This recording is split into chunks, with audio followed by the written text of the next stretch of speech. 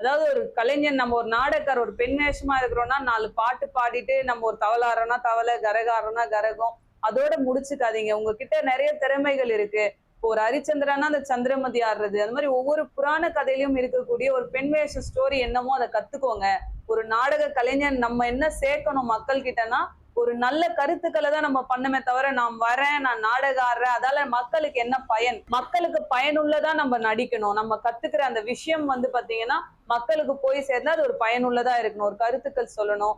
ஒரு கலைஞனும் வந்தா ஒரு திருக்குறள் சொல்லுங்க. தமிழை நம்ம வளர்க்கணும் அப்படின்னு சொல்லி அண்ணாவுடைய அந்த பேச்சுல நான் பார்த்தேன். நிஜமாவே எனக்குமே அந்த ஆதங்கம் இருக்கு. இப்ப நான் சொல்றதெல்லாம் கலை ரசிகர்களுக்கு அப்படிங்கிறத விட, நாடக கலைஞர்களுக்கு ம். தான் இப்ப அண்ணா சொல்றாங்க. வந்திருக்கிற கலைஞர்கள் எல்லாருக்குமே திறமை இருக்கு. ஆனா அந்த திறமைய இன்னும் வளர்த்துக்கோங்க. புராண லைன்ல கொண்டு போங்க.